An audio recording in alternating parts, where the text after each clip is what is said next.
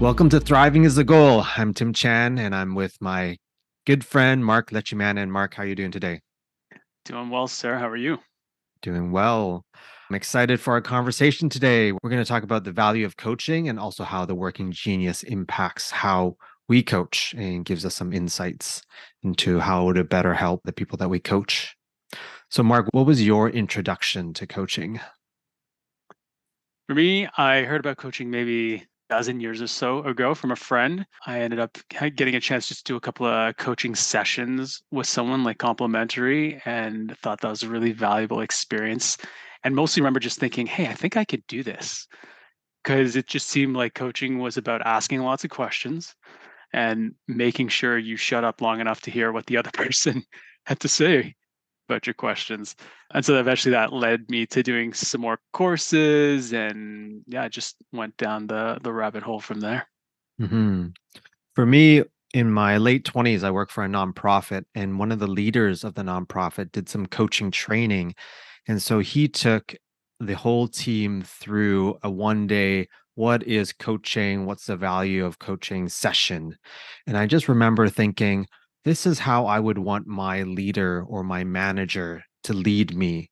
Like Mm, instead of telling me what to do, I would want them to coach me, to ask me questions and to guide me to find my own answers. And I think that whole process felt so exciting and empowering as someone in their late 20s that was just used to leaders telling me what to do. And then later on, probably 5 years ago, I hired a coach for myself. And the original intention was to figure out how to grow my business.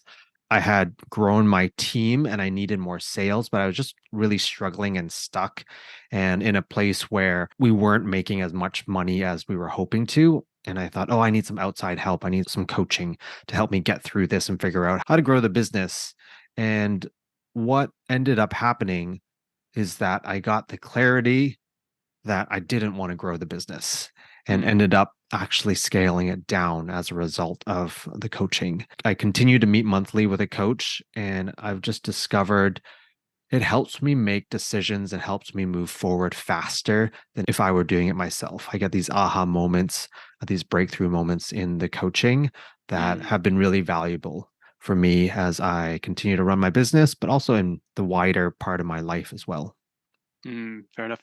And Tim, there's something we were talking about earlier. I just want to highlight. You seem to value when you, as a person, your thinking, your approach to things change, and when you come to those conclusions on your own, as opposed to being handed the answers. Did I hear that correctly? For sure. I think it is great when someone tells me what the answer is. It like fixes the problem short term. But Yeah. I love it when I come to my own conclusions Mm, because it feels like it's my own way of doing things. It feels more authentic, but also feels more exciting to be able to come to that conclusion myself and be able to figure out how to move forward or at least try to move forward. yeah, absolutely. Unlike me in the fourth grade, when I would pester my teachers with questions and just want them to tell me the answer, and she'd be like, "Mark, ask three before me," which was super annoying. But I can see she was trying to coach me. She was trying to teach me to fish, and I just wanted her to serve me fish. So let's Sure. talk about the value of coaching. You're working on getting your certified leadership coach designation Hmm. and just about wrapping that up. And you've Hmm. put in a lot of hours, almost 100 hours just this year doing coaching. I started my coaching journey last year and I got my ICF accreditation. I've gotten over 200 hours of coaching in the last 2 years. Let's debrief a little bit in terms of what we're seeing in terms of the value of coaching for ourselves, but also for the people that we're coaching. What are you seeing as the value, Mark? Yeah. So along the lines of what you shared, often I want the answers just to be handed to me because I value speed and efficiency and action and results, right? Like I want to see things moving forward. Eventually, though, you get stuck, or maybe things aren't progressing the way you'd like. And often, case it's not maybe the actions that are causing the problem. Like there's something going on inside you where you're stuck. There's probably a feeling or some kind of weird belief or a value. And so, receiving coaching from people like my wife and a couple of coaches, and sometimes my counselor or friends, you helps me to get really clear on what I'm thinking and believing about something. Usually, how I'm thinking or feeling or believing about maybe a strategy. And when that strategy isn't working, we have to sort of dig deeper into me and figure out, wait, why are you committed to this approach in the first place? What was the thinking behind that? Oh, it's because you just don't want to work hard. I see. Okay, well, let's figure out what the solution is to that. It's that sort of thing. It's helping you get some clarity around what's going on inside. That's what I value about coaching. What about for Mm. you? For me, it's a block of time to slow down and reflect. I like getting the questions that my coach asks me and being able to have some time to really dig deep and think about the issue I'm trying to solve. And it's about getting clarity. Oftentimes, I'm stuck with a decision, and I've shared about this in the Working Genius conversations. Discernment is my frustration. And Mm, so it just costs me a lot of energy to go through the discerning process. So I mhm, love it when a coach is able to join me in that discernment process and I can borrow from their energy and mm. to have the focus of that time to really work through and make a good decision. That's really valuable. You know what? I think I've seen that because you have mentioned that going through the discernment process on your own can be a little draining. But when you and I brainstorm together, it's basically just discerning and sort of Mhm. watching you think through and talk through things with me present. You're doing the hard work. It's just maybe you're borrowing a little bit from my energy just being around, and that gives you some space maybe to think through stuff that otherwise would just be too draining to do on your own. Yeah. And I think when I'm trying to do it on my own, I can get sidetracked. It can feel hard, and I'll go and do something that's easier or more Yeah. life giving. And in a way, paying for a coach's time gives me that accountability to know, okay, I'm going to make the full use of this hour together. How can I focus on doing the hard things that I would procrastinate doing alone? And that's that discernment piece. Yeah, I mean, if people lived in monasteries and spent all day on their own, reflecting, thinking, praying, about their own life, they might not need a coach.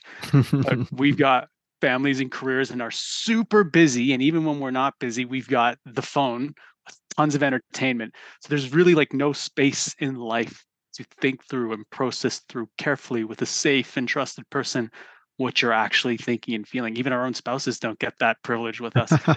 And so because of that, Tim and I have work. We have a job. So thank you everyone for being so busy. You know what? I think monks also need coaching because what can happen is someone gets stuck in the same pattern of thinking. And Yeah. so they're thinking the same thing over and over and over again. And there isn't some outside person coming to challenge the way of thinking. Let's just give an example. You coached me one time as part of your mentor coaching with a mentor observing the session and giving you Mhm. feedback. And I volunteered. I was like, what? I get free coaching from Mark. Sign me up. I'm on a board. And I was trying to make a decision in terms of next year, how I wanted to spend my time, how much time I wanted to invest. And so it was a very practical decision. And you asked me a question that interrupted my way of thinking. You asked me about frameworks for making decision. And that was really helpful because we spent some time talking about that. But I think as a result, I learned about myself. What happens with me is because I have invention as a genius, I get really excited about ideas when I hear about them. And that energy often causes me to commit to things that I probably should have spent time discerning. And that aha moment, I think, is going to make my decision making better in the future. So it wasn't just a one time solve your problem thing. It was a change the way that I think, change the way that I make my decisions. Let's just say it improves my decision making by 5% in the future. But if you think about that, every big decision I'm going to make in the future is going to be improved by 5% as a result of this coaching conversation. And you can really appreciate the value of coaching. Maybe this part won't make the podcast, but here's some of the inside voice for me during that session. Okay. So, so everyone, Tim basically says he wants to have a conversation about prioritizing and strategizing, and maybe even coming up with a plan of how to execute something, what the future might look like for him in this volunteer role. And to me, I'm thinking this is insane. Like Tim is the guy I would go to help me plan and think through and carefully lay out a strategy for how to approach something, because Tim is very thoughtful, methodical, and takes his time in doing things well. And so that's where I feel like something's up here, because I'm not the one to help him figure out the best way for him to do something. And it was cool to hear him talk through his process and hear about how draining it is for him to even have to discern through things at times, and how that might lead him to just making a decision that maybe he isn't thrilled with, but at least he doesn't have to think about the decision too much. That was great learning for me about my friend Tim after all these years. And I felt, again, super honored and felt like, wow, I'm actually getting to talk to my friend about something that I just assumed he's terrific at and loves doing. And here I'm finding out this isn't the most life giving thing for him. So, yeah, that was a really interesting conversation.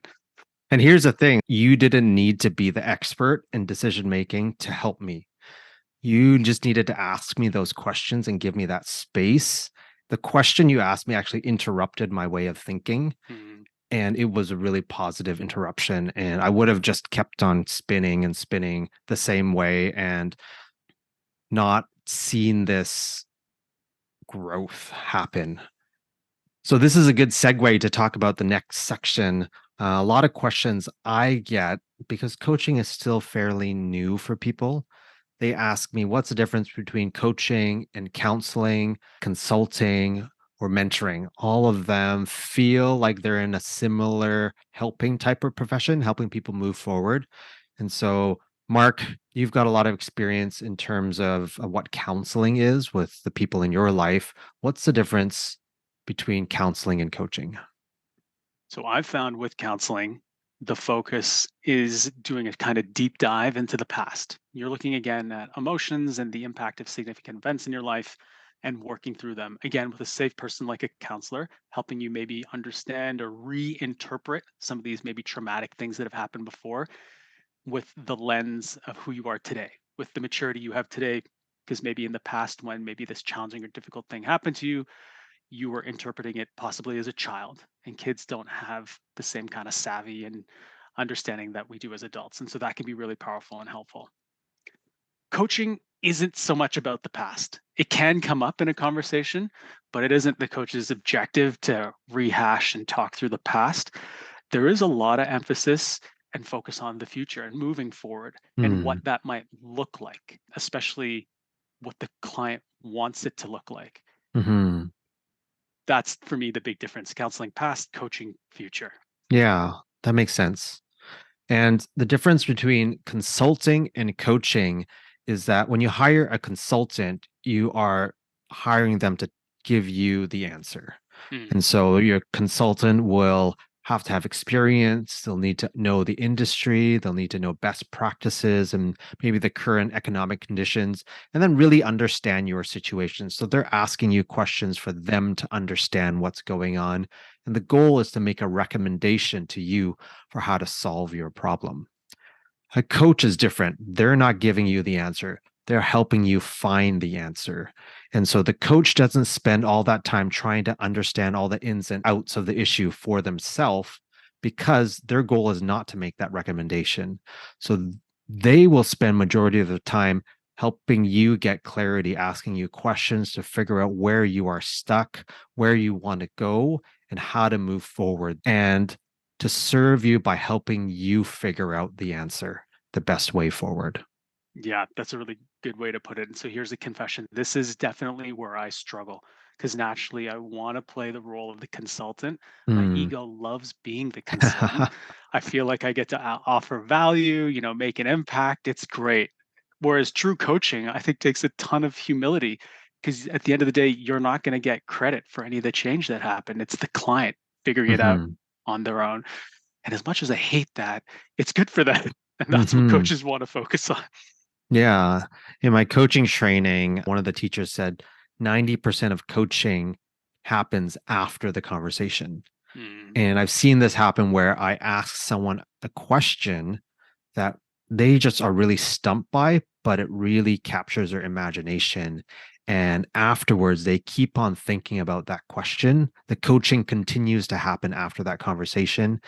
They're thinking about it, getting more clarity. The next time we talk, they have more clarity and they're still thinking about that question. And so that question actually has been working and working and working even after the conversation. Tim, and this makes me think of what it's like when you watch a really good movie and you find yourself thinking about it in the days that Mhm. follow and kind of Right. the key points that follow. My wife and I last week watched American History X, and there's this one scene where the mentor goes to Edward Norton's character in the movie. This is an old movie, people. If you haven't seen it, brilliant, brilliant film, one of my favorites. But this mentor character goes to Edward Norton's character. Edward Norton's in prison. He's done a lot of bad stuff. And the mentor says to him, "Is there anything you've done that's made your life better?" And that question just stayed with me. It stayed with Mm. Ed Norton's character. In fact, that was the TSN turning point for him that sparked a lot of change. But that's what coaching's like. It stays with you in the days to come and leaves you kind of reflecting and thinking. It kind of like triggers a nerve maybe inside you that hopefully gets some change going. Yeah, yeah. And not to set people's expectations super high. Not every question that we ask is going to be that significant one. There's going to be a lot of duds out there, but every now and then there's just that gem of a question. And you just don't know as a coach, you don't know which question is really going to be the one that makes that impact for the client. Right. That's true. That story is a good segue to talking about the difference between mentoring and coaching. Mm, And so a mentor will share from their experience, their life experience, their work experience, business experience, tell stories about what happened, and the mentee gains some insights from hearing that. A coach doesn't typically share from their experience, and even when they do, it's a snapshot, and they always bring it back to the person that they're coaching to see what their insights are. So it's never about them, it's about the person they're coaching. the ideal mentorship in my mind is the apprenticeship model. In the trades world, this still happens today. You got a new tradesperson, maybe new plumber or carpenter or iron worker, something like that, and they will get paired up with some terrific master craftsmen in the trade who've been doing it Mhm. for a long time. And they'll just literally learn from the mentor doing what they did. And so mentorship really is a lot about sharing your experience and then having the mentee hopefully copy what you've done. Why reinvent the wheel? Just follow what's been successful before. And then hopefully over time, you develop your own style and way of doing things. An example of this, Warren Buffett, probably the most successful investor of all time. He, for the first couple of decades in his investing career, carbon copied his mentor, a gentleman by the name of Benjamin Graham.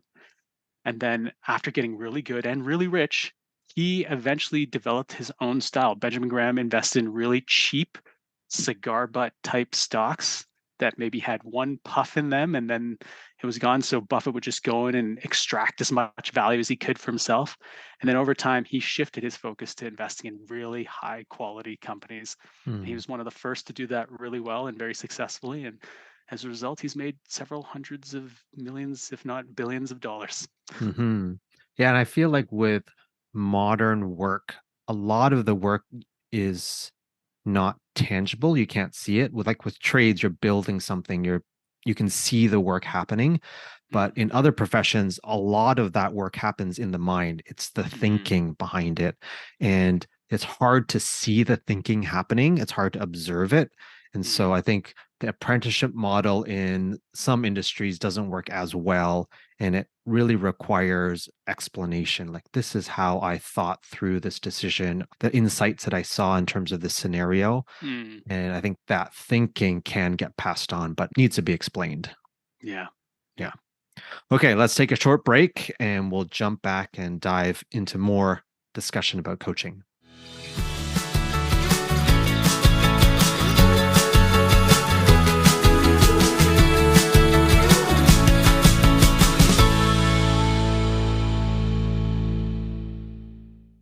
And we're back. Tim, tell us, what do you enjoy about coaching? What I love about coaching is helping people move forward towards a life with more thriving in it. People will come to me with things that aren't quite working in their life. Maybe they're working too much.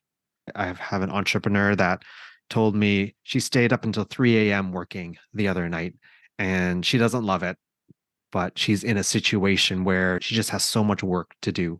Another entrepreneur I talked to doesn't have enough work, the complete opposite. and they're having financial struggles as a result of it, having to dip into their savings. How can they move forward? And so I love having these conversations because we try to find practical ways forward where Mm, someone was stuck maybe in a certain situation and couldn't figure out a way out of it.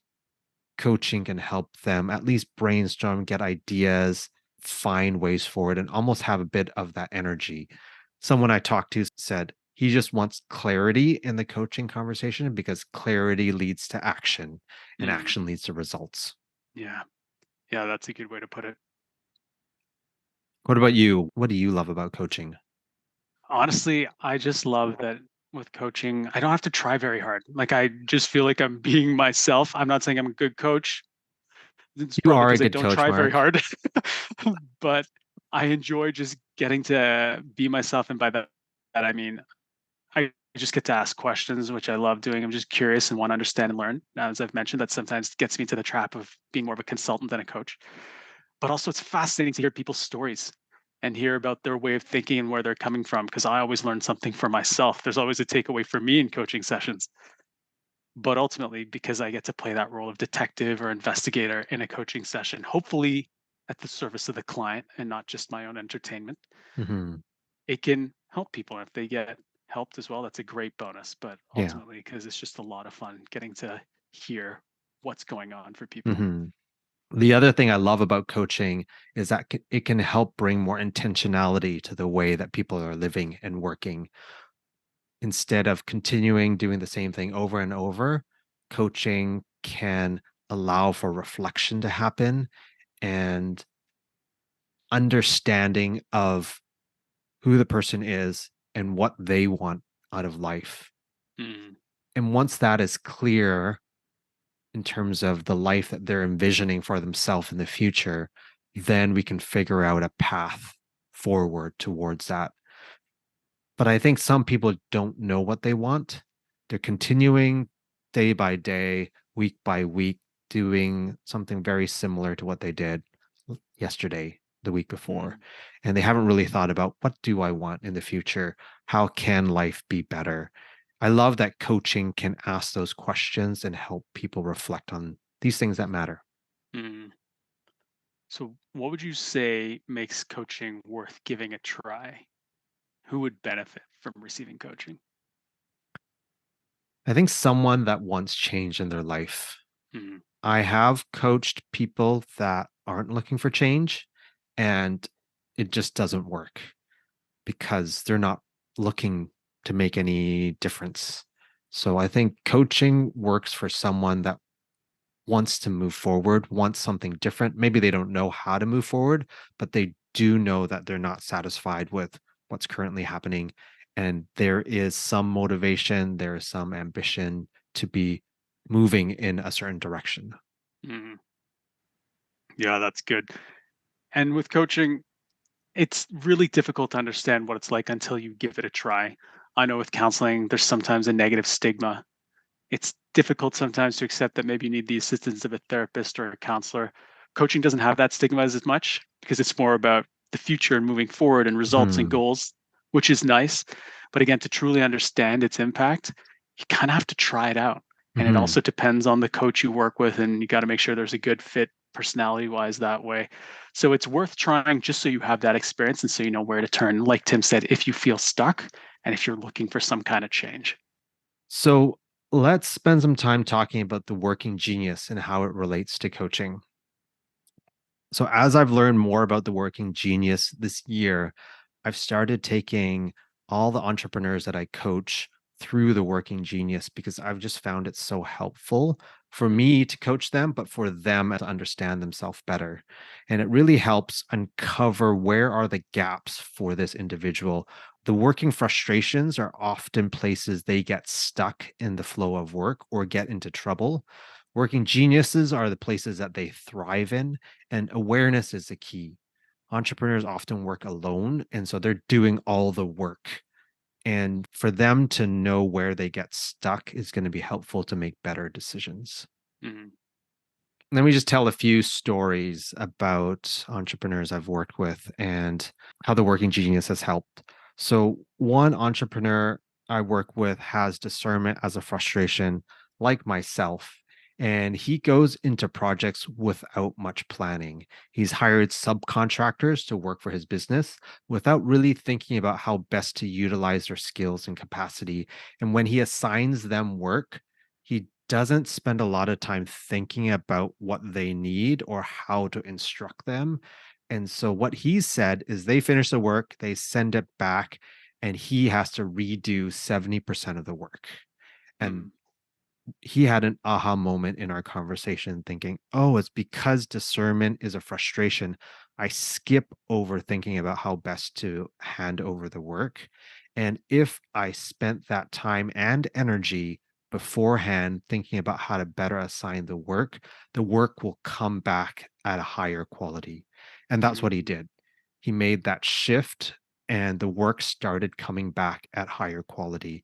And so it's exciting to see these changes that are made that aren't only a one time benefit. It's exciting to see shifts in how people work so that there's that ongoing multiplier effect in terms of better work for the future. This is hours and hours of time that he's saving every month as a result of this.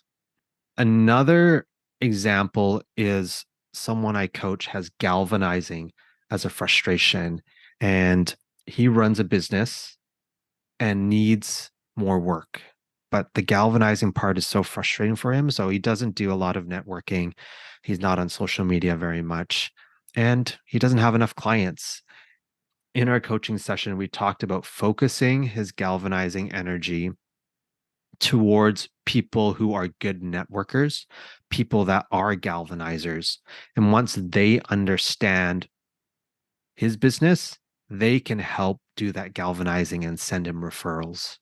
And that has really helped because he's found a few people to do that and they've started sending him business. And that's decreased the amount of galvanizing he needs to do on an ongoing basis. And then he mm. just needs to keep up those relationships with the people that are galvanizers that are sending him work on an ongoing basis. So, one more entrepreneur I work with has tenacity as a frustration. And she just really needs help in the coaching sessions to focus on how to get the work done. It's a little bit of tenacity thinking and planning. And so there's a lot of energy in the ideation phase. But when it comes to execution, what she really needs from me as a coach is to really nail down those next steps. Instead of her having to think about, okay, how am I going to get this done? What are the next steps? If in our coaching session, we can lay out a plan in place that helps get her through half of that tenacity work that she needs to do. And then it leaves her with the execution. And so I found that really helpful just to know what people's working frustrations are. I can adjust how I coach them and better serve them moving forward. Yeah, that's great. So that's all the time we wanted to spend on working genius today. But to wrap up this session on coaching, I wanted Mark for you to share a couple stories of you coaching people and the breakthrough moments that happened in them. Yeah, I think maybe if I share this one kind of archetype that might be helpful for our audience, especially if we've got any entrepreneurs in the audience. So I've been privileged and I've had a lot of fun working with young entrepreneurial type of individuals, and they're super action oriented and they love getting stuff done and they just get results. They're really high achieving, high performing people. And as we've talked about, these people don't always have the most amount of time to reflect about their own lives and maybe the why behind the decisions they make. They just kind of function by intuition and they're just doing things all day long moving forward. But when people like this get stuck, it can feel excruciating. They're no longer used to moving at the speed that they are. Maybe they're not achieving and getting things done at the same clip or level that they're used to. And I actually love having conversations with individuals like this because it really seems to be like a great learning opportunity. There's a space that can be created for them to understand maybe the why behind what they do and how they think and feel about things. And so, specifically, I've had one individual who was struggling with just frustration at work.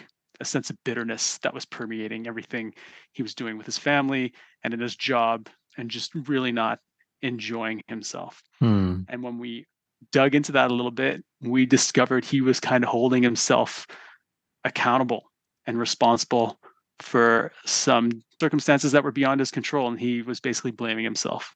And so just coming to that realization helped shift things in his mindset. He realized, oh, it's not the job, it's not work, it's not my family.